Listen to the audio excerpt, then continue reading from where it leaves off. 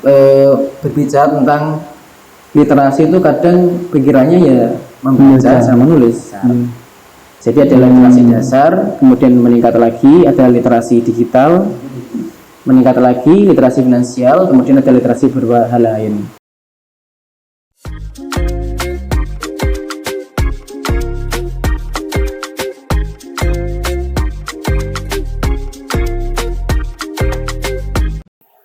Assalamualaikum warahmatullahi wabarakatuh. Halo Sobat Ar-Rahmat, welcome back kembali lagi bersama kami di Kopdar Kumpul Podcast di Ar-Rahmat. Bersama saya di sini Ilyas Alintang Haji Wahido dan saya Muhammad Qanit Aufadiaullah. Tapi kali ini kayaknya ada yang berbeda ya Jim ya. Bener. Kalau dulu itu podcast pertama itu hostnya adalah Ustadz. Dan sekarang adalah santri. Iya, karena kita ini ingin menunjukkan originalitas kita gitu. Iya, bener. Dan ini juga termasuk komitmen daripada Ar-Rahmat untuk mengembangkan para bakat-bakat santrinya. Sebelum ketinggalan, para ayah dan bunda yang masih bingung untuk mendaftarkan anaknya sekolah di mana untuk jenjang SMP, bisa bergabung pada kami, bersama kami di Pondok Pesantren Modern Ar-Rahmat. Tapi kayaknya ada yang kurang ya. Iya tuh, kursinya masih 01. Oh iya, kita belum mengundang tamu undangan kita. Dan katanya nih, tamu undangan yang kali ini tuh berbeda loh. Karena bukan dari kalangan santri lagi, tapi dari kalangan ustadz. Yang katanya itu adalah bapak literasi di Ar-Rahmat. Waduh, gila. Oke, langsung saja kita sambut tamu undangan kita, Ustadz Afif. Silakan duduk Ustaz. Selamat malam Ustaz. Oke. Mungkin pemirsa masih ada yang belum tahu nih siapa beliau, dan sebaik-baiknya orang yang mengenali seseorang adalah dirinya sendiri. Mohon maaf Ustaz, bisa memperkenalkan diri dulu kepada para pemirsa. Saya sapa dulu ya. Assalamualaikum warahmatullahi wabarakatuh. Waalaikumsalam warahmatullahi wabarakatuh. Perkenalkan, nama saya Muhammad Afif Maulana. Saya biasa dipanggil di sini Ustadz Afif, tapi masih kayak santri kayaknya. Saya guru bahasa Indonesia, asal dari asli Jonegoro. Seperti itu. Ada yang tanya lagi? Kita cukupkan dulu Untuk penjelasannya. Ustadz, saya mau bertanya. Oke, gimana? Saya pernah dengar nih ya, katanya jenengan itu salah satu ustadz yang sangat gemar membaca. Itu benar atau enggak, Ustaz? Kalau gemar baca iya. Kalau dibanding dengan yang lain belum tahu. Cuman suka membaca seperti itu. Kira-kira Ustaz, 1 bulan ini udah tamat berapa buku? 1 bulan ini belum tamat. Kan masih 2 pekan. Oh iya, bener banget Ustaz ya, masih Tapi baru. di bulan-bulan ini saya baca beberapa buku. 2-3 buku. Wah, baca. Baca sudah. Kalau aku mah itu ya, untuk baca 1 buku aja udah sulit banget itu. Sama, aku juga. Nah, Ustadz, mungkin dari 3 buku itu ada yang bisa direkomendasiin nih untuk para pemirsa sekalian di-spill dikit-dikit dari sini. Kebetulan di bulan-bulan ini atau di dekat-dekat ini saya membaca beberapa buku. Jadi di sini saya membawa beberapa buku. Ada Emotional Intelligence karyanya Daniel Goleman. Ini juga ada di toko buku, di bestseller juga ada. Kalian harus baca ini. Kalau ini ada namanya Xenoglosophilia dari Ivan Lanin. Jadi di sini, nah sini saya juga dapat tertangannya nih, Ivan Lanin. Waduh. Tahu Ivan Lanin? Mantap. Kurang tahu sih Pak. Nggak tahu. Iya. Ivan Lanin itu adalah tokoh bahasa, tapi bukan orang bahasa. Maksudnya bukan orang dari akademik bahasa. Dia lulusan ekonomi, tapi dia aktif di bahasaan. Di Twitternya banyak. Jadi nggak harus jurusan bahasa, Iya. bisa cinta bahasa. Iya, betul sekali. Semua warga Indonesia. Betul, ini cocok sekali buat kalian juga, buat pemirsa juga, emotional intelligence. Jadi tidak semua hal itu diselesaikan dengan IQ. Bahkan kecerdasan emosional itu juga sangat berpengaruh dalam kehidupan kita. Kayak gitu. Kalau Mas Lintang dan Mas Ronit sudah baca apa pekannya? Novel sih, saya lebih Novel. suka novel itu. Novel-novel yang fiksi, kemudian karakter utamanya tuh kayak di anime itu loh, yang kuat banget gitu loh. Lah itu saya suka banget. Oh, novel terus ya. Iya, kan nggak apa-apa novel, walaupun novel kan tetap Sekali-kali harus ganti genre. Jadi nggak cuman novel aja. Kadang novel, kadang juga harus akademik juga. Literasinya jadi bisa beragam. Tapi kan gini Ustaz. Mungkin kalau kita direkomendasiin buku nih, kita bisa aja kita check out dari toko oren, kita udah punya bukunya. Oke. Ini kan terkadang kalau waktu udah datang nih bukunya, kita itu waktu mau baca kadang itu bosen. Atau mungkin kita gak punya waktu. Kalau dari Ustaz sendiri ada gak sih tips and trick dalam membaca buku atau pembagian waktunya. ya pembagian waktunya untuk Ustaz sendiri? Kira-kira membaca buku sehari menurut Mas Lintang berapa? Kalau saya sih membuat waktu wajib ya. Ya, berapa itu? 1 jam untuk membaca buku. Wah, itu sangat bagus sekali 1 jam ini. Perlu diapresiasi. Tepuk tangan untuk saya. Sebenarnya kalau membaca buku itu tidak harus sehari tab ya. Maksudnya kayak buku kayak gini ya. Ini nggak harus sebulan habis atau sepekan habis. Ini kan bisa dibaca beberapa saat atau tempo waktu yang akan datang dibaca lagi bisa. Jadi nggak harus habis. Kayak novel misalnya harus habis sampai beberapa episode atau langsung beberapa bab. Jadi kalau di kayak gini artikel buku-buku itu nggak harus habis. Yang penting di dalam satu hari itu ada waktu untuk membaca buku, entah 10 menit itu sudah cukup, 5 halaman pun sudah cukup kalau istiqomah. Kalau istiqomah. Elon Musk itu juga baca buku, satu bulan bisa habis 3-4 buku dia. Istiqomah. Kalau kata Pak Anies itu ada sebuah metode yang unik untuk membaca buku. Gimana tuh? Jadi saat kita misalnya nih ya buku seni berbicara.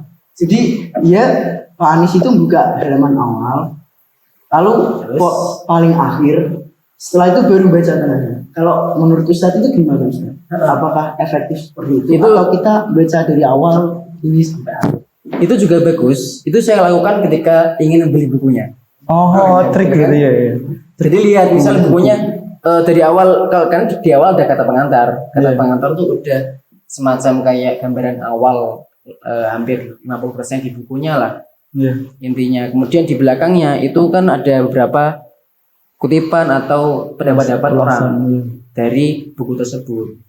Sehingga kita bisa tahu isinya. Itu bagus untuk misalnya kita mau awal-awal mau beli buku atau mau milih-milih buku yang ingin kita baca. Betul. Yang penting intinya baca buku sih. Kita kan udah mengatur waktu nih. Iya betul. Nah, seberapa efektif ketika kita ikut komunitas?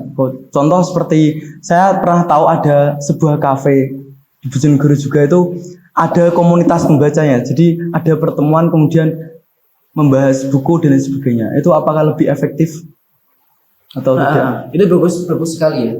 Maksudnya kita itu saya di dunia literasi banyak menjumpai teman-teman saya yang sudah berpengalaman membangun literasi. Jadi menghidupkan literasi di lingkungannya. Ustadz sendiri seperti itu juga ikut. Oh juga ikut. Saya termasuk yang merintis juga yang di Tuban itu ada komunitas literasi.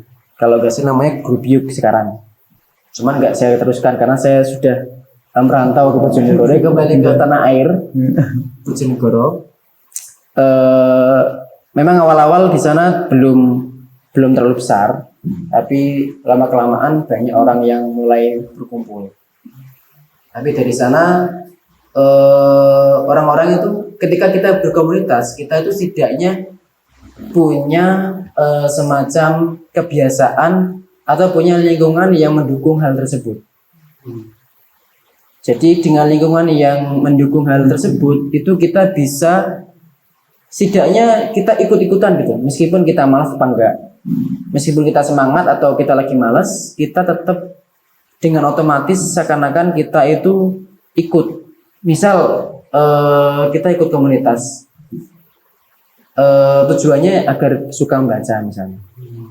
Tapi ketika datang misalnya 2-3 kali datang ke komunitas tersebut, ternyata bosan membaca.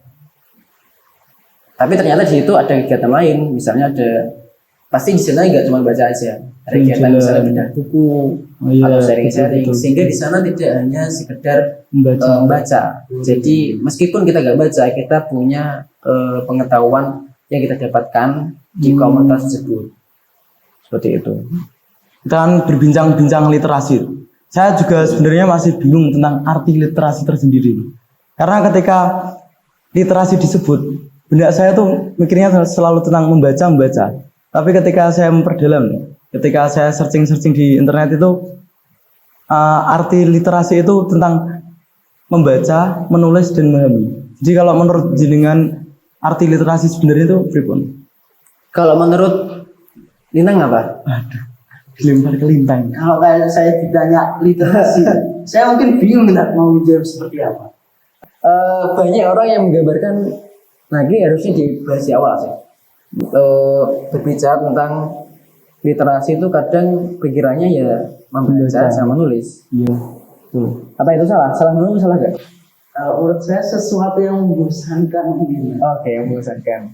Ya itu memang betul ya. Maksudnya literasi itu membaca dan menulis betul. Tapi itu dasar. Jadi ada literasi dasar, kemudian meningkat lagi ada literasi digital, meningkat lagi literasi finansial, kemudian ada literasi beberapa hal lain. Nah, tapi menurut KBBI secara arti itu ada dua ya, ada KBBI sama ada Kemendikbud. Oh iya. Kalau KBBI itu intinya itu tentang menyiapkan bekal kehidupan. Kalau Kemendikbud itu tentang bagaimana berkontribusi di masyarakat. Oh, Bisa sejauh itu ya artinya. Jadi nggak cuma membaca, menulis aja sama nulis. Nah, artinya tuh banyak nantinya. Maksudnya ada beberapa arti mengapa mengapa kok KBBI itu mencantumkan bekal kehidupan, Kemendikbud mencantumkan kontribusi masyarakat. Karena literasi itu tidak hanya membaca dan menulis, di tingkat selanjutnya memahami. Misal membaca kan MAKAN, apa? KAN, makan. Kalau baca saja bisa makan. Tapi secara konteks memahami, ketika ada orang misalnya secara bahasa misalnya makan, itu apa? Nada dengan seperti itu apa artinya? ya udah makan gitu aja. Kan ada makan. Oh. Kan ada Di situ letak memahami. yaitu secara dasarnya, dasarnya itu basicnya. Jadi kita bisa tahu, maksudnya makan itu memasukkan sesuatu di dekat dalam mulut. Ada juga yang misalnya ketika ada orang berbicara dengan nada tertentu, ada artinya tertentu, menyuruh makan atau bertanya tentang makanan atau bagaimana. Secara lebih lanjutnya itu digunakan dalam kehidupan sehari-hari. Apa kita bisa melihat sekeliling, kita respect terhadap sekeliling, nggak cuma sekedar bisa membaca soal atau bisa memahami pertanyaan-pertanyaan yang ada di soal pelajaran, tapi juga bisa menerapkan hal tersebut dalam kehidupan sehari-hari. Makanya di Kemendikbud ada kontribusi masyarakat. Manfaat. Apalagi kalau misalnya kita banyak baca jurnal ya atau esai misalnya. Jadi membaca itu nggak cuma sekedar kita bisa tahu apa aja penelitian terkini, tapi memanfaatkannya. Misal ada enceng gondok nih, atau ada godong kelor yang sangat banyak. Ya. Mau diapain nih godong kelor misalnya? Dimanfaatin. Di desa saya tuh ada. Jadi di desa saya ada semacam pemberdayaan masyarakat yang di sana daun kelornya kan banyak. Jadi dibuat sabun, dibuat teh. Nah itu bisa menarik lapangan pekerjaan dan sebagainya. Misal lagi di Bojonegoro terkenalnya bencana banjir misalnya, atau misalnya dengan kota dengan suhu yang sangat panas. Nah gimana tuh melihat fenomena tersebut kita bisa menyiapkan atau kita bisa berkontribusi tentang itu. Nah itulah sebenarnya literasi. Kayak gitu. Saya juga masih bertanya-tanya, kenapa kok di yang menurut saya baca ya itu kenapa artinya itu ditulis menulis itu? Maksudnya artinya disebutkan menulis. Sepenting apa memang penulisan menulis itu? Betul sekali. Nah ini juga saya suka ya. Maksudnya kebanyakan anak sekarang juga ya. Ya mungkin menulis, tapi menulis story, status. Ya itu benar. Caption. Gen Z. Saya gitu. banget itu. Sudah nulis bikin story hari ini? Belum. Oh, belum. Sudah. Saya update. Pasti story-nya yang set gitu. Oh enggak. Enggak. Gen Z yang tahan banting. Jadi kalau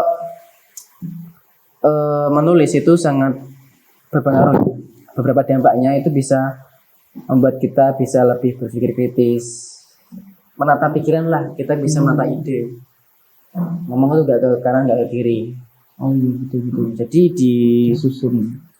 kalau saya biasanya tuh tiap hari kalau nggak sepekan ya, sepekan dalam pekan udah tiga kali atau 3 hari itu menulis journaling setiap pagi. Namanya morning page. Nah, ini saya juga bawa buku nih, tapi ini buku baru. Di rumah ada 3 kayak gini, udah full. Isinya ya cuma tulisan. Jadi sebagai habit gitu ya. Habit ya, nulis. Bebas tulisannya Bebas, ngapain aja. Bercerita dan sebagainya. Dari sana kita bisa tahu kita tuh sepekan atau seharian tuh rasain apa. Terutama yang kayak anak-anak remaja gitu, Gen Z ya. Mungkin bimbang, kita ngapain, tulis itu saja. Ada gak sih trik khususnya? Soalnya saya udah pernah mencoba untuk seperti ini. Saya Coba apa itu? beli buku, siap-siap nyatet. Dengan sudah saya pisah. Oh ini saya untuk curhat, saya ini untuk yang lainnya. Tapi itu baru sehari 2 hari itu udah gak konsisten. Nah, saya untuk apa? Saya untuk curhat. Iya, jadi udah saya pisah-pisah. Oh, gitu. Bahkan berarti ini pagi, ini siang, sore. Tapi itu waktu kita ngelakuin baru sebentar itu udah gak konsisten lagi. Semangatnya itu udah hilang. Nah itu masalah habit ya.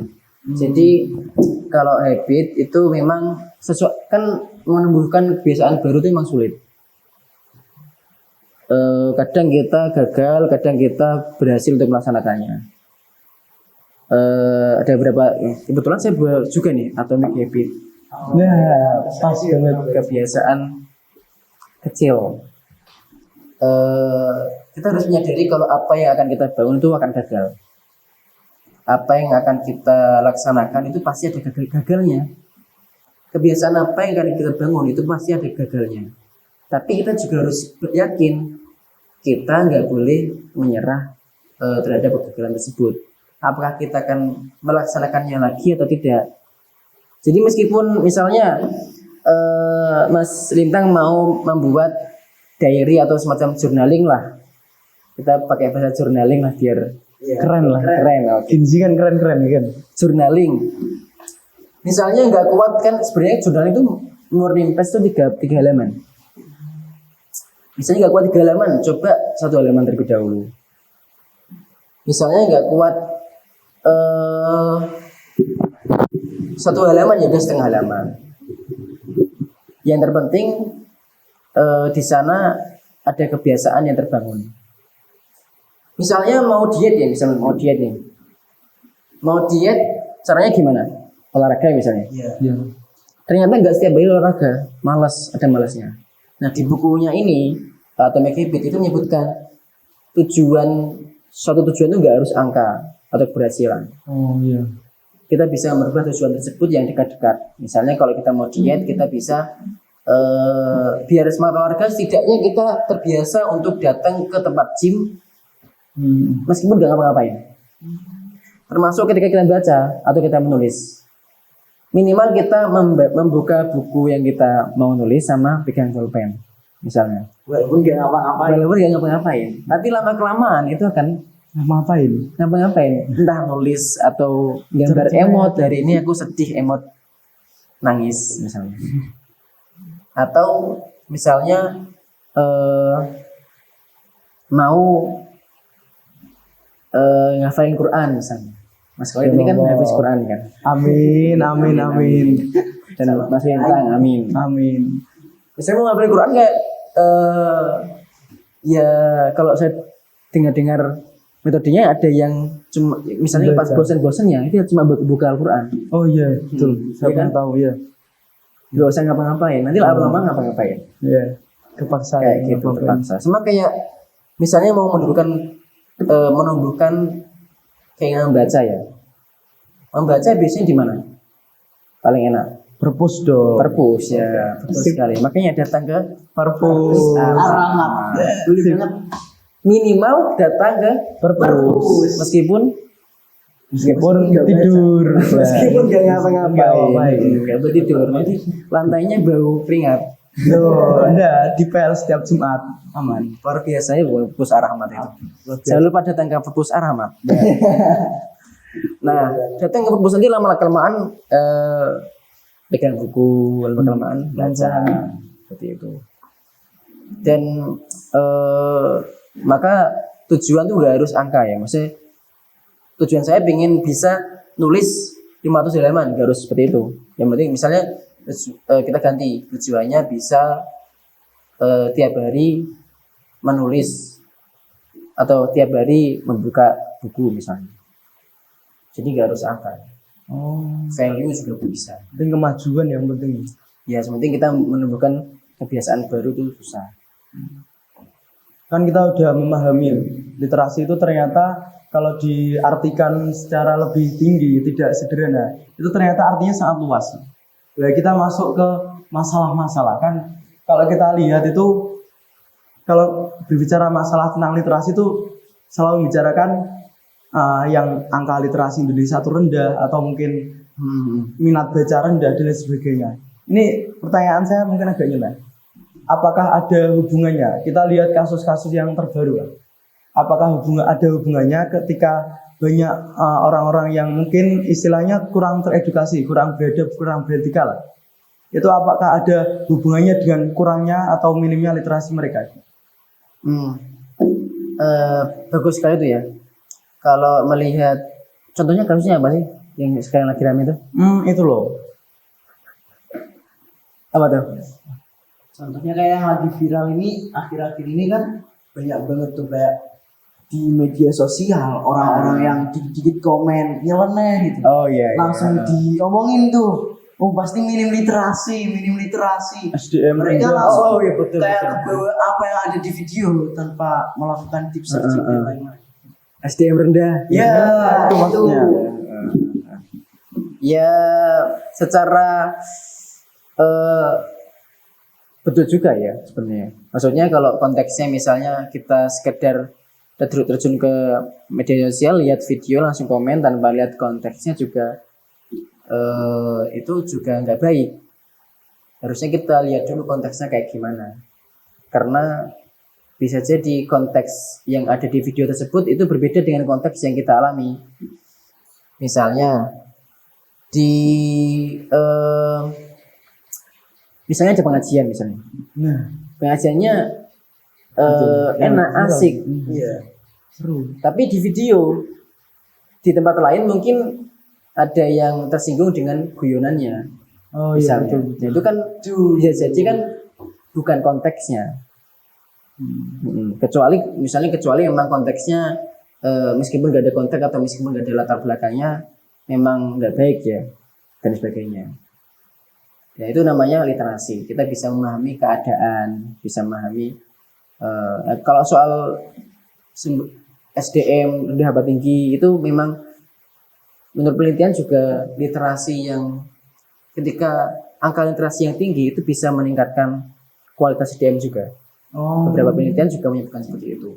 Tambah pinter berkualitas. Ketika seorang yang mempunyai literasi yang tinggi itu juga ada penelitian yang menyebutkan bisa mengentas dari kemiskinan. Maksudnya hidupnya lebih layak lah. Iya.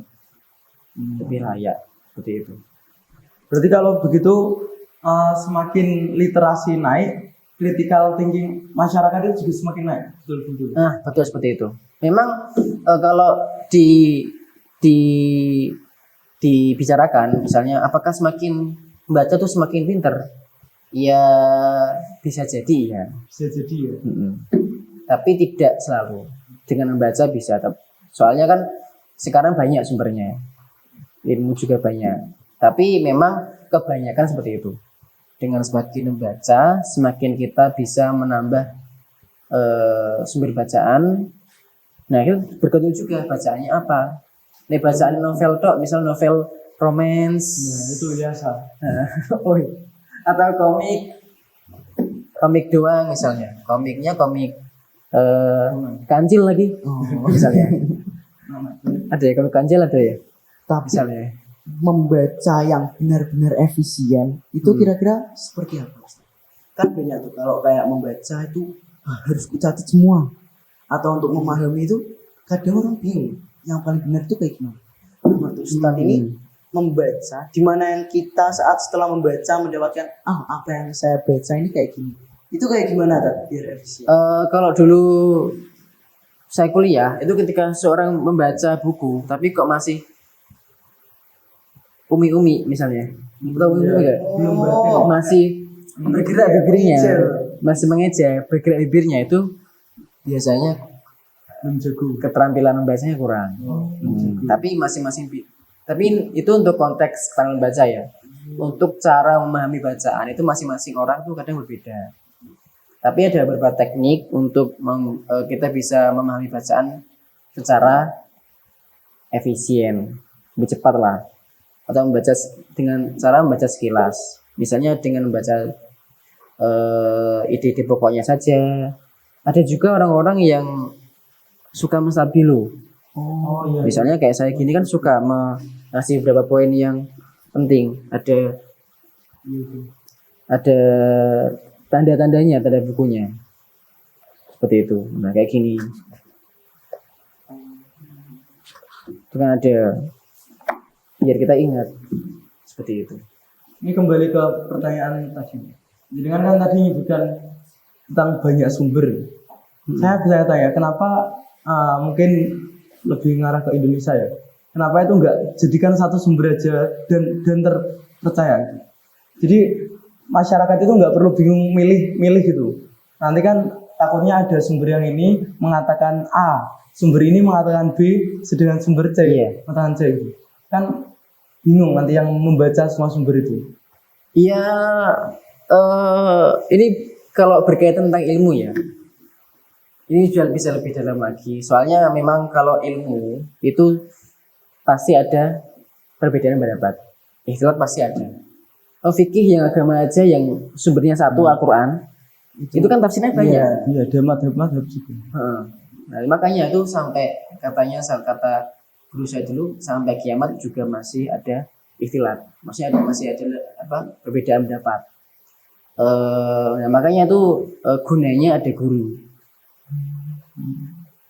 Sangat baik membaca, sangat disarankan untuk terus membaca, tapi ketika ada kebingungan jangan dipendam sendiri, dikonsultasikan dengan guru misalnya. Itu pentingnya ada guru karena berbagai pendapat kan banyak. Bisa jadi misalnya kita yakin dengan hal tersebut atau kita yakin dengan keyakinan ini, tapi ternyata ada pendapat lain yang ternyata itu juga kuat. Nah, makanya itu gunanya ada guru untuk meluruskan hal-hal yang sekiranya di pinggir-pinggir jurang. Itu sebenarnya alasan kenapa kalau misalnya ada novel itu dijadikan film, itu pasti akan sedikit Beda. iya akan beda dan mungkin banyak yang kecewa. Nah, novel aja itu padahal udah jelas ya tulisannya. Detail. Ceritanya udah detail. Iya. Tapi di film kan beda kan interpretasinya. Maka setiap orang pasti beda interpretasinya kan. Iya, biasa Banyak banget di saat kita membaca itu ternyata banyak banget bagian tubuh kita itu yang bergerak itu aktif. level up. Betul sekali. Makanya itu gunanya kita ya membaca, kita lihat kalau membaca itu kita lihat penulisnya siapa. Oh, penting banget itu. Penting Gunanya untuk apa? untuk kredibilitas. Misalnya, oh ini misalnya yang nulis bukan praktisi misalnya.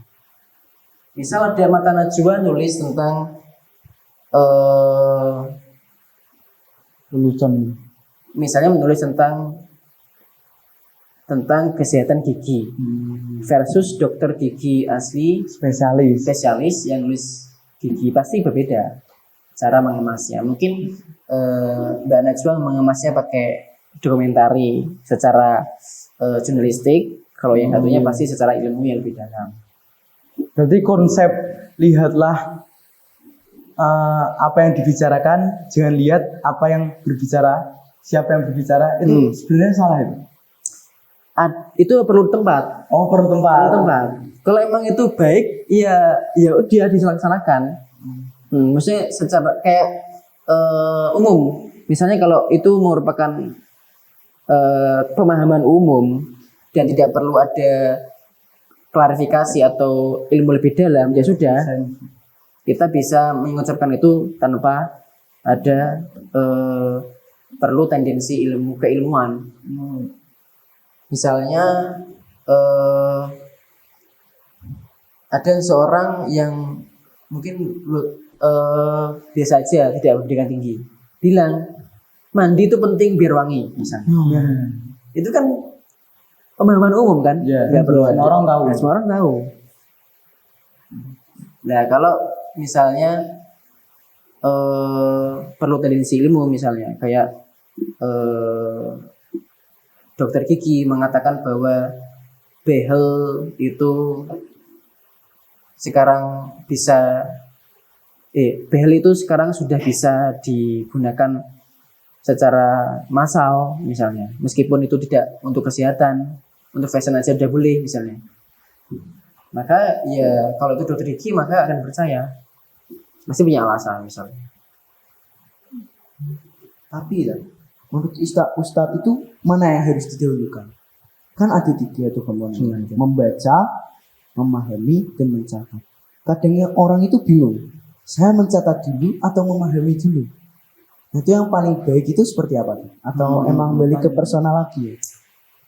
Ini bagus sekali ya, terutama di pondok ya. Mungkin banyak pelajaran, apalagi misalnya pelajaran baik di sekolah maupun ketika dunia. Soalnya relate banget sama kalau misalnya aku nyatet satu-satu kan, kadang bukunya tebel-tebel. Oh iya, Cuma betul, kalau betul. memahami, nanti ku catat, pasti kan ada poin yang kulupakan ataupun Nah, gak itu- waras gitu. Itu saya nggak bisa mengeneralisir ya, maksudnya nggak bisa mengeneralisir semua orang harus seperti itu. Cuman antara membaca dulu, antara mendengarkan dulu, mencatat, atau membaca dulu, ya itu tapi biasanya itu harusnya melihat dulu, mendengarkan, kemudian memang beberapa poin yang kiranya nggak panjang catat. Maksudnya ketika mencatat tuh nggak harus panjang-panjang, nggak perlu panjang-panjang semua kalimatnya. Yang penting intinya itu dicatat atau ngeresum. Diresum. Kemudian karena catatan juga penting. Apalagi kalian di pondok ya. Kalian banyak ilmu di sini, ilmu duniawi maupun ilmu keagamaan. Misalnya kalian menulis tentang apalagi pelajaran diniyah misalnya. Ternyata tulisan kalian kemudian kalian sebarkan ke teman-teman kalian, atau tertinggal di sini terlihat catatan kalian begitu lengkap, dilihat oleh adik kelas kalian, itu bisa jadi amal jariah juga. Jadi maksudnya Kalau masih bingung gimana caranya ya, masing-masing orang punya cara yang berbeda soalnya. Kalau saya ya mendengar dulu, kemudian saya catat. Yang penting, maksudnya nggak perlu semua kalimatnya dicatat, cukup beberapa poin saja dicatat seperti itu. Kan udah masuk sangat dalam. Saya tiba-tiba kepikiran, tadi belum tanya dari awal. Jenengan kok bisa istilahnya tuh suka gemar membaca tuh gimana? Nah itu, Kelewatan nih, baru kepikiran. ini juga edukasi buat semua kalangan. Iya. Saya suka baca dari keluarga saya. Jadi ayah saya itu punya buku puisi, tulisannya beliau sendiri. Waduh. Dan saya sering baca. Dari situ saya pengen nulis sendiri. Itu dari kecil. Dari kecil saya juga punya diary ya. Dulu pas 2007 pas Bojonegoro banjir sampai itu ada diary saya itu ada. Terus setiap malam itu keluarga saya tuh berkumpul kemudian membaca satu kisah sahabat. Membaca saja. Dari situ kan setidaknya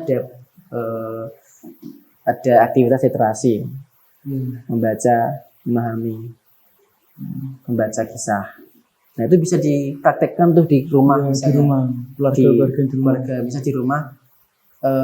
Beberapa ahli literasi juga menyarankan di rumah itu bisa misalnya mengajak, misalnya kalau anak-anak bisa diajak membaca secara lantang.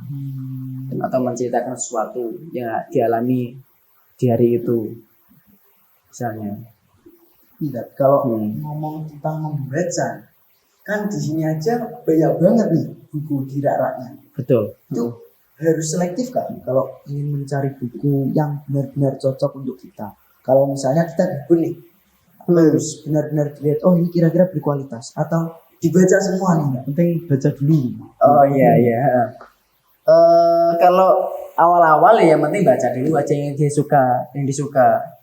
Biasanya kan bisa jadi judulnya yang disuka atau kisahnya misal gambarnya itu dulu yang disuka dulu. Ketika sudah mulai suka, makanya kan di awal-awal kan bisa atau secara permulaan bisa membaca novel-novel dulu atau cerpen-cerpen dulu, Si Kancil kalau dulu kan. Kenapa dulu kita sering dibacakan kisah-kisah Si Kancil, tapi Si Kancil kriminal loh itu. Jelek Kasihan sebenarnya diceritakan. Si Kancil mencuri timun atau buta hijau dan sebagainya. Nah itu bentuk melatih literasi juga bagus. Dari awal-awal yang penting disukai. Kemudian secara lebih keberlanjutan kita bisa memilih sesuai dengan kebutuhan kita. Misal santri di pondok ya cocoknya apa bacanya, misal Bintang misalnya suka lomba apa, misalnya lomba public speaking misalnya, maka ya coba baca yang tentang itu. Atau misalnya mau menambah pendalaman materi tentang olimpiade, nah itu juga bisa. Atau manajemen waktu, kan beberapa masalah di kehidupan kan pasti seperti itu. Manajemen waktu misalnya. Atau lebih event lagi bisa dilihat penulisnya siapa, kayak tadi. Yang nulis ini siapa? Pasti ketika penulis itu memiliki tendensi ilmu atau kompetensi ilmu di situ yang bagus, maka ya tulisannya pasti bagus. Tiba-tiba saya kepikiran, lihat laptop di depan saya. Saya itu suka baca, tapi event-event di game. Jadi ketika ada event-event terbaru di game itu saya selalu baca. Mendapatkan ini, kamu harus makan ini lah. Itu ada manfaatnya ya, walaupun sedikit itu sebenarnya ada manfaatnya atau enggak. Kan itu yang saya suka baca gitu kan. Iya. Awal dari suka. Nah, kembali lagi yang pertama, apakah literasi itu bisa mempengaruhi kecerdasan atau tidak, atau critical thinking? Bergantung bacaannya. Dan karena kan masing-masing orang kadang bisa pinter tanpa harus baca juga ada. Misal secara praktisional, praktek misalnya. Orang bengkel dia mungkin nggak perlu baca, Ya nggak perlu baca. Tutorial membingungkan. betul membingungkan. Iya. Tapi ketika dia bisa baca dan dia bisa juga menulis, malah bagus lagi. Iya. Betul. Hmm. Nilai plus. Nilai plus kayak misalnya alumni kalian tuh juga ada yang punya bengkel, dia juga konten kreator. Oh iya iya. Saya lupa namanya itu. Ya betul, saya juga lupa. Yang barusan kesini itu kan juga bisa nilai plus kan, bengkel tapi dia bisa membaca keadaan. Saya malah ini kan kepikiran berhubung dengan laptop nih kan, kan kita ke bawah teknologi. Betul. Ada sebuah teknologi yang namanya e-book.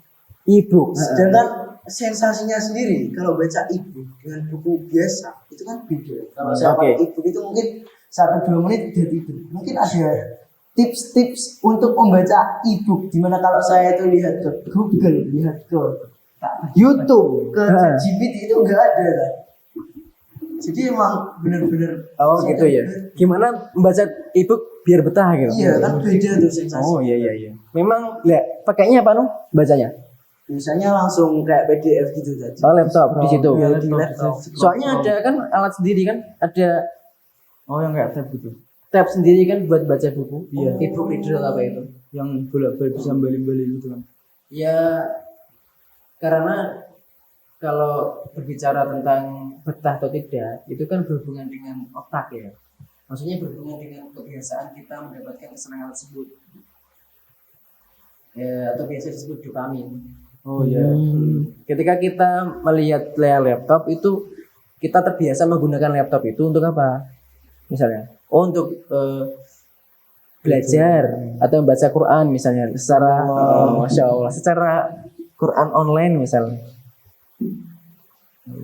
Ternyata sukanya baca Quran daripada baca bacaan lain misalnya.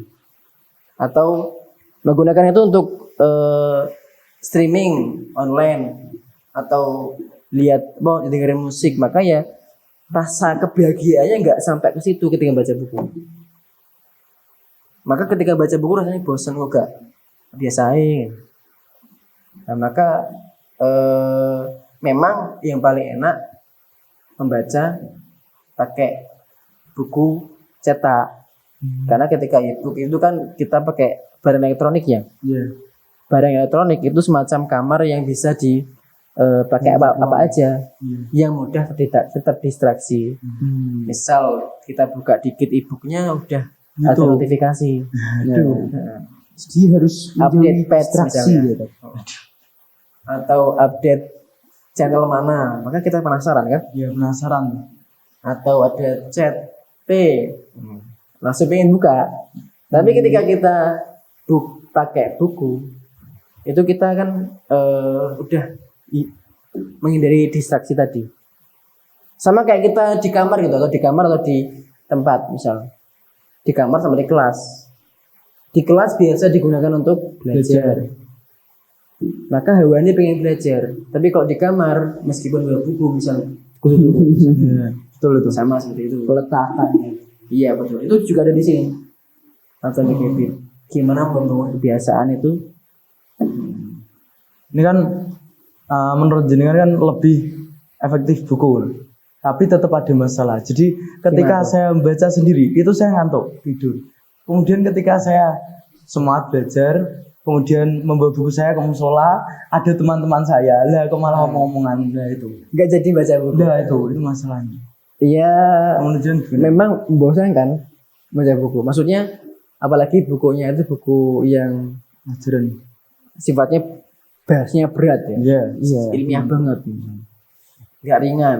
Misalnya kalau ringan-ringan kan ada misal novel, Telie, yang Bumi atau yang lain-lain, itu kan maksudnya asik ya. Ya kalau misalnya buku yang lain yang bahasanya berat, itu maksa otak untuk berpikirnya, ya wajar kalau ngantuk. Kalau mau maksa ya bisa saja dipaksa dengan misal jalan sambil baca buku, atau sambil mandi, mau nunggu mandi baca buku misal. Oh iya, sambil antri mandi. Sambil antri makan baca buku. Itu kan bisa. Apalagi anak-anak perpus nih, harusnya ngasih teladan. Oh, contoh. Contoh. Jadi ketika antri makan nggak cuma bawa piring, bawa buku, betul. Keren banget tuh vibes-nya. Ya. Ya kan? Ya. Ini kan teknologi semakin maju. Saya tiba-tiba kepikiran, seandainya sangat maju, apakah kan mestinya mungkin ketika satu buku itu ternyata diringkas menjadi sebuah video. Apakah ketika buku itu sudah menjadi bentuk video itu, apakah efektivitasnya itu sama antara buku dengan video yang istilahnya itu singkat lah. Mungkin kalau kita membaca perlu 3 jam, 4 hari atau bahkan kalau video cukup mungkin 30 menit, 40 menit itu cukup. Dan aku sering itu sekali. lihat audiobook. Oh iya, sekarang ada ya audiobook ya. Iya, itu kan kemajuan teknologi. Apalagi sekarang juga ada itu infografis juga ada. Singkat padat jelas. Singkat padat jelas. Nah, itu yang disukai orang sekarang. Ya. Kemudian singkat, pengen cepat dan berhasil. Ya, sih Gratis. Ya. Apalagi. Nah, itu sebenarnya menghilangkan yang namanya apa? berkah. Proses. Oh, proses. Iya, berkahnya juga ada sih. Proses yang dimana itu penting untuk kita proses berpikir. Ya memang mungkin bisa saja resume itu ada. Dari dulu kan sudah ada kan resensi buku ada. Maksudnya buku ini diberikan ulasan berbentuk tulisan. Tapi belum tentu bisa menyampaikan semua. Pasti ada beberapa pesan yang masih tertinggal di sana atau yang tidak tersampaikan di sana. Berarti secara bersamaan tuh ketika kita membaca buku, memahami sesuatu itu kita juga melatih skill kita untuk memahami. Skill kita untuk berpikir. Runtut paragraf 1 ke paragraf selanjutnya itu bagaimana membahasnya, bagaimana menyampaikan, itu runtut. Sama seperti seseorang bayi yang belajar berjalan, pasti gak langsung lari kan? Iya.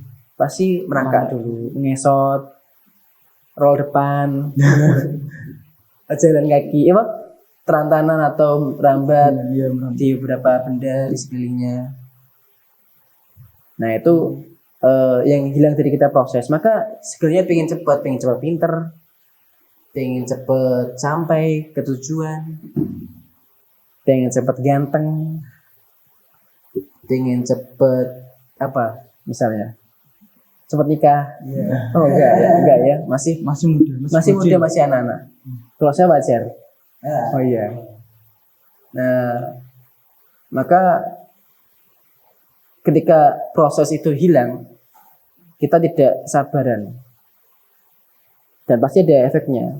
Apakah ketika kita lihat video itu sebenarnya kita berniat untuk mencari informasinya atau sekedar pengen lihat videonya aja, kan beda. Scroll doang. Atau kita pengen baca bener-bener mencari informasi yang lebih dalam. Sama seperti kita misalnya pengen cepat ganteng, pengen cepat putih, pakai merkuri bisa misalnya, tapi cepat berefek ya kan misalnya. Makan cepat bisa pakai mie instan atau pop mie. Tapi kan atau pakai mie yang diseduh di gelas misalnya. Tapi kan itu tidak pasti ada efeknya di belakang. Seperti itu. Kan orang beda-beda. Kan tadi seperti yang sudah kita bicarakan, kalau ketika kita melihat video yang singkat, yang udah rangkuman buku sama buku itu sendiri, itu kan beda. Sedangkan cara orang belajar itu beda-beda, ada yang audio, ada yang visual. Itu kan berarti juga menyesuaikan gitu. Iya. Atau tetap efektif yang membaca buku walaupun cara belajar anak itu adalah audio. Kalau memang sumber informasinya itu melalui adanya di buku tersebut, ya kita bisa saja pakai kinestetik atau visual misalnya visual kita bisa lebih fokus membaca dengan cara ngasih stabilo kuning misalnya. Itu kan visual juga kan. Ada beberapa misalnya sukanya audio, sukanya membaca sambil lantang atau membaca sambil membacanya dengan suara yang keras atau sambil bergumam gitu. Yang intinya adalah sumber ilmu itu kan banyak ya. Di buku juga ada, di YouTube juga ada. Artinya di sana literasi tidak kemudian memaksa kita untuk berkutat di buku. Cuman di buku ini banyak manfaatnya daripada di video dan sebagainya. Karena video ini tuh kadang tidak banyak mencakup hal-hal informasi. Tidak pada. Misalnya kayak gini ya, segini banyaknya. Ini kita bisa bawa kemana-mana, kita bisa memahami secara utuh. Kalau video kan Intinya ini, maksudnya ada beberapa hal yang tidak disampaikan di sana. Misalnya, kalau di sini kan kita bisa lihat poin per poin, bab per bab, runtut. Kalau video atau dan sebagainya itu kan, atau audio kan kadang nggak bisa menyampaikan secara penuh. Nah, kemudian ketika ada semua hal tersebut, literasi atau kemampuan literasi kita berperan sebagai bagaimana kita menyerap hal tersebut. Apakah itu cukup untuk kita, berguna untuk kita, kemudian kita manfaatkan, atau justru kita membuat kita jadi seorang yang menyalahgunakan atau seorang yang terjerumus ke suatu hal misalnya. Seperti itu berperannya. Sama seperti AI, kita gampang saja misalnya mencari informasi di AI. Tapi apakah kita itu, kalau kata salah satu menteri yang baru wakil menteri itu bilang bahwa AI memang pintar, tapi apakah manusia itu berperan sebagai penentu apakah yang dikatakan AI ini benar atau tidak. Selama kita itu bisa menentukan apakah itu benar atau tidak, nah maka kita itu termasuk tidak kecanduan di situ. Kalau kita sampai kecanduan, itu meyakini bahwa apa yang katakan AI itu benar, mendewa-dewakan. Kita selalu melaksanakan apa yang direkomendasikan AI, dan selalu ketika melakukan sesuatu, AI dulu misalnya jalan pintas misalnya. Sama kayak kita datang ke suatu tempat, misalnya sini Masjid Anur, ada motor, pakai motor aja. Padahal ada cara lain yang misalnya bisa sambil menyehatkan badan, jalan kaki misalnya. Nah, seperti itu maksudnya. Tadi kan menyebutkan menyalahgunakan. Tiba-tiba saya kepikiran, apakah dalam memahami buku, membaca buku dan menulis buku itu ada kode etik? Kan dalam bidang-bidang ilmu lain kan banyak kode etik. Iya, ada kode etiknya. Maksudnya secara ilmiah ada cara kode etik ilmiah, gimana kita misalnya mencantumkan referensi yang kita baca, atau mencantumkan kutipan yang kita ambil, itu kita cantumkan siapa yang mengatakan hal tersebut. Itu termasuk kode etik. Seperti itu. Ada copyrightnya, maksudnya ada yang menuturkan itu disebutkan ya. Betul, harus ada sumbernya. Nah, sekarang yang pertanyaan Ustaz. Gimana tuh? Kan Ustadz dikasih uang. Nah, itu apakah Ustadz akan spend uang itu ke buku? Padahal kan kadang kita udah masih banyak kursus-kursus. Nah, itu sama pengajar. Jadi kayak buku itu sebagai pilihan yang paling bawah, yang paling terakhir, yang tersier. Itu menurut Ustadz seperti apa? Jadi apakah kalau kita benar-benar mengeluarkan uang kita untuk buku, kita bisa mengambil benefit yang maksimal gitu, sebuah keuntungan yang maksimal? Kan masih banyak cara lain yang lebih berguna gitu, latihan, dan lain-lain. Sekali lagi ya harus tahu konteksnya dulu ya. Misal kayak tadi kita kembali lagi ke beliau tukang bengkel, orang bengkel. Oh iya. Orang bengkel pakai buku juga, atau ketika praktek langsung praktek ya lebih baik.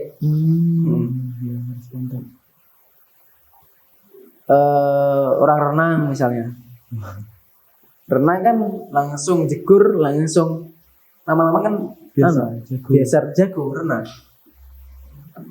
Saya harus tahu konteksnya. Kalau emang itu berguna, maksudnya lebih efektif, sesuatu hal yang bersifat praktisional, ya yang memudahkan untuk praktek yang mana ya itu dipilih. Tapi lebih baik lagi misalnya itu digunakan, misalnya dituliskan tuh maksudnya berguna untuk mengabadikan hal tersebut, membuat hal tersebut lebih runtut. Sekali lagi kayak tadi bengkel, tapi misalnya bengkelnya konten kreator, nah, makanya bagus kan, dikenal banyak orang kayak gitu. Sekarang ke topik lain, Oke. itu paradigma sosial. Kadang kan kalau kita membaca buku nih, kita sering membaca buku, kita itu malah diomongin kutu buku kan. Sehingga kadang-kadang orang itu kalau mau membaca sesuatu itu mah, nanti aku malah dibilang kutu buku. Iya, Malu. betul. Nah, itu menurut Ustaz gimana itu? Apakah memang perlu diatasi? Kutu buku tuh menurut Mas Intang gimana orangnya? Ya kalau saya emang sesuai dengan masyarakat, orang yang sering baca buku. Kacamatanan, cupu. Iya, kacamata. Kacamatanan, Iya, nolep. penoleh. Iya, bicara. Gitu. Nah itu tidak semua orang kutu buku itu nolep ya. Elon Musk itu juga kutu buku. Oh iya. Menurut penelitian juga banyak orang-orang yang sukses itu pasti dia banyak baca buku. Beberapa tokoh besar, misalnya Bapak Khrushchev itu juga banyak baca buku.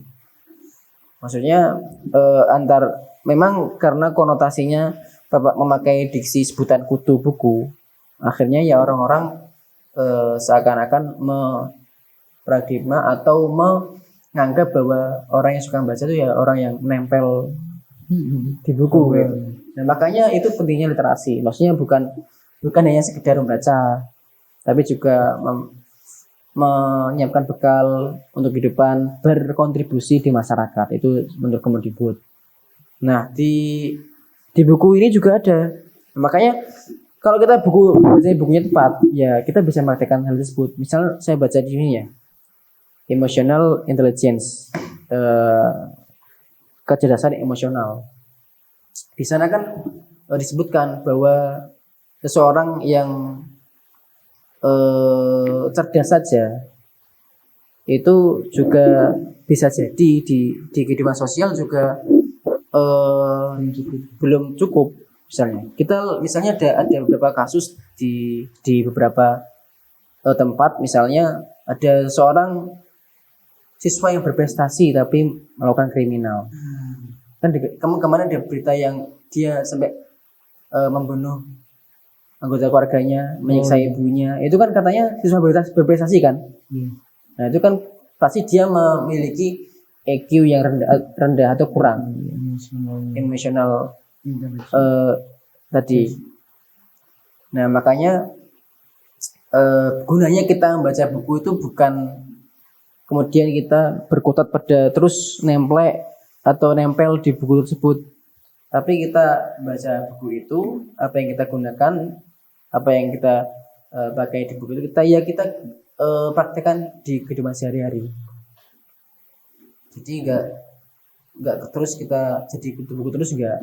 Ya emang kalau di kutu buku ya nggak apa-apa. Bangga harusnya. Maksudnya justru dulu saya kok bangga ya. Dan nggak ada yang mempermasalahkan kutu buku dan sebagainya. Dulu saya pas kuliah tuh justru ketika ke masjid atau ngantri mandi itu ada bab buku, terus jadi ada kebiasaan pengen bawa buku. Karena ketika seseorang itu bawa buku atau seseorang itu baca itu maka pembicaranya itu banyak. Ada aja yang dibicarakan, ada aja referensinya. Bisa aja dia jawab soal di kelas, bisa aja dia berpendapat dengan kritis. Nah, itu pentingnya baca buku. Nah, makanya bukunya apa yang dibaca? Kalau novel atau komik aja nempel di situ ya sama saja. Makanya perlu ditingkatkan seperti itu. Kita kan tadi berbicara buku kan sering berbicara tentang kecerdasan. Iya. Bagaimana sekarang kalau sosial? Apakah dengan membaca buku itu juga bisa meningkatkan pengalaman sosial? Saya tuh sebenarnya mengambil contoh mohon maaf ya, ini saya nggak mau menghina-hina, tapi biasanya tuh cerita tentang Rasulullah, cerita-cerita agama itu biasanya tentang kesosialan, tentang adab dan sebagainya. Apakah dengan itu kita bisa meningkatkan sosialan kita? Ya, seperti public speaking tadi. Nah, iya betul sekali. Nah, itu ya seperti yang saya sebutkan sebelumnya. Artinya literasi bukan hanya sekedar membaca ya, tapi juga memahami keadaan. Artinya apakah di sekeliling kita itu bagaimana kita bisa berkontribusi di sana. Misalnya kalian di pondok misalnya. Di pondok kita bisa memahami di sekeliling. Misalnya di kamar, oh kamarnya kotor. Nah, makanya di situ kita punya namanya literasi lingkungan. Dipahami bahwa lingkungan kotor itu nggak baik untuk kesehatan, ya dibersihkan. Nah, itu kan termasuk kehidupan sosial. Kemudian juga dari kita belajar misalnya membaca suatu hal yang sumber tentang bagaimana kita beradab, maka ya kita bisa mempraktekkan adab tersebut dalam kehidupan sehari-hari. Literasi sosial, karena literasi banyak bidang. Iya, nggak cuma sekedar membaca buku maksudnya. Jadi kita bisa membaca keadaan hal-hal kecil di sekeliling kita, yaitu kita perhatikan. Ada sampah di jalan atau ada bunga yang kering, yaitu disiram. Nah, itu namanya literasi lingkungan. Makanya kan tafsir kalau di Al-Quran ada Iqra ya. Iqra. Nah, tafsir kan banyak. Iqra membaca apa itu kan? Apa kan dulu untuk apa membaca keadaan, membaca kebesaran Allah itu bagaimana? Nah, itu kan kalau ada yang ngasihkan bahwa Iqra itu harus yang membaca sekeliling. Bagaimana keadaannya, membaca kebesaran Allah. Semakin kita melihat sekeliling, semakin kita melihat kebesaran Allah, semakin kita beriman. Iya, betul. Seperti itu. Ternyata obrolan ini bisa selalu ini ya, Jum. Padahal ini baru konteks yang dekat loh. Belum yang ekonomi, yang membahas literasi, belum yang agama. Iya, betul. Belum topik-topik lainnya, masih banyak sekali. Masih banyak sekali yang perlu kita pelajari. Nah, tapi dari sekian banyaknya ini bisa nggak sih tak buat closing statement yang singkat? Oke. Closing statement atau pesan dari saya, teruslah membaca, tidak ada ruginya tidak membaca, tidak ada ruginya membaca, karena dengan membaca kita bisa mengetahui jendela dunia. Apalagi membaca Al-Quran. Betul. Subhanallah, masya Allah. Iqra, seorang santri harus dekat dengan Al-Quran. Ini lagi kata Iqra. Betul sekali. Oke, mungkin kita cukupkan sampai segini aja sih. Nah, kira-kira Ustadz ada nggak sih kontak yang bisa dihubungi sekiranya ada pertanyaan-pertanyaan yang belum terjawab? Tidak perlu bertanya. Kalau pengen literasinya meningkat, kalau pengen jadi anak berprestasi dan dekat dengan agama, berprestasi juga bisa ilmu agama, cukup daftar di Pondok Pesantren Alamat Bojonegoro. Betul sekali. Bisa dihubungi melalui hotline yang telah tersedia di deskripsi ya, sampai tanggal 21 Januari 2020. Oke, mungkin sekian dari kami di podcast kali ini, di Podar kali ini. Mohon maaf jika ada kesalahan kata, dan sampai jumpa di tamu-tamu yang lebih menarik selanjutnya. Sekian, wassalamualaikum warahmatullahi wabarakatuh.